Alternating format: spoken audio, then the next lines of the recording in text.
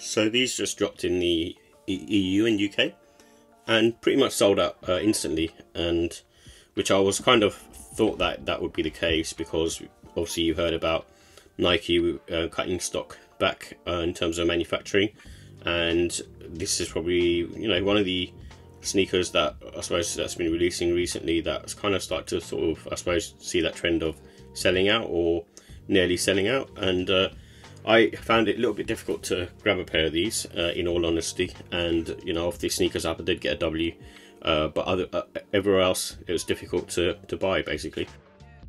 And the Jordan 1 Mocha is basically the trainer that I suppose is a adaptation of the high in terms of its colorway. And this one is a bit different because it comes in this brown box, kind of similar to the Palomino, but instead of the gold you got this almost sort of mauve purpley brown type color on the box for the Nike. And you know, the trainers themselves, not much to sort of speak of really. They're, you know, originally released in 1985, a basketball trainer. They were made for Michael Jordan at the time, and you know, so it was his first pair of Jordans. And they were designed by Peter Moore, so he's the legendary designer behind this particular pair. So the details, it comes in a mocha brown and white and black colorway, as you can sort of see. And these have a polyurethane cupsole, so this is the cupsole that you have, and inside that is supposed to be an air unit in the heel, and then you've got the insole sitting on top of that. And it's got an all leather construction. The back is, you know, made of, I suppose, suede material. You can sort of see that it's quite sort of brushy, not the really sort of hairy suede, but more of the almost going on towards nubuck material. And the price for these is £145. So with the comfort and sizing, much like any other Jordan 1, nothing special going on here. Not like the 85s either. They're just very sort of standard stuff, much what you'd experience in other Jordan silhouettes really. So you know, in terms of the highs, pretty much the same, apart from obviously the ankle collar's been cut off. Because it's an old text sneaker, there isn't much support around the arch. You get a little bit in the insole, but other than that, it's quite sort of flat sneaker and sort of quite sort of low to the ground as well. And I think for this particular pair, I think the leather quality is quite nice from these, and I think it'll be about 4 to 8 hours for the leather to sort of soften. I usually find the lows much sort of easier to wear than the highs, and seem to have a bit more give on them.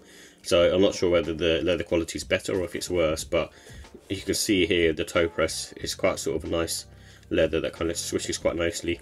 And you know, around the toe panel as well, it's not like it's not bad leather either. It's quite sort of soft to the touch, and obviously the back's got this sort of nubuck suede material going on, and feels nice as well, and quite sort of premium.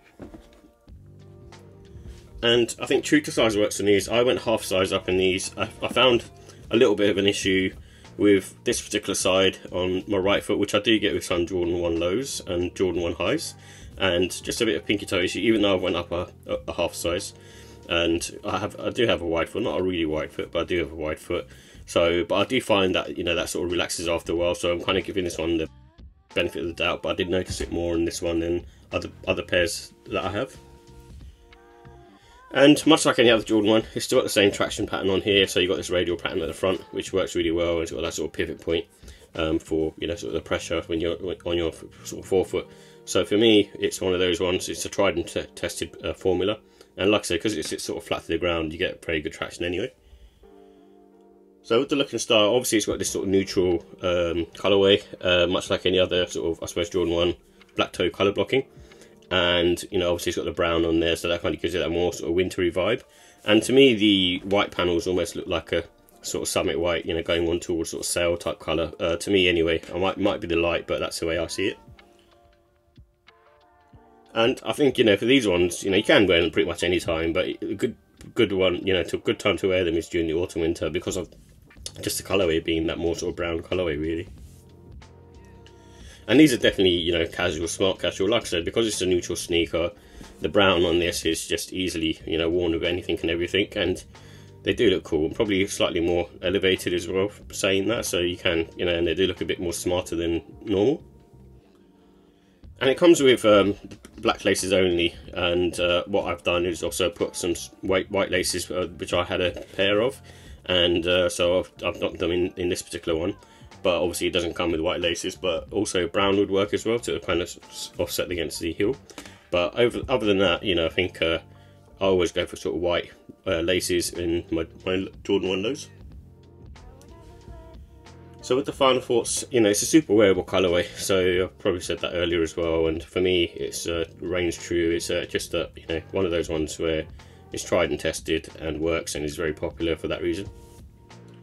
And it's got sort of nice, like I said, this sort of suede. You can probably see the brushiness going on here. It's a nice suede type nubuck material, which I think serves well.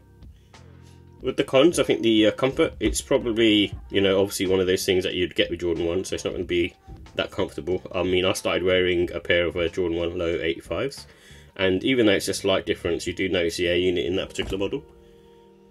And the cost as well, so £145 is still quite a lot of money, obviously lower than a high, but still, in my eyes, it's, still quite a bit of money for something that doesn't have too much tech in there. So with the ratings, I'm going to give the look and style 5 out of 5. The reason being is, like I said, it's a super easy colourway to wear and rock, and that's why it's sold out pretty instantly as well.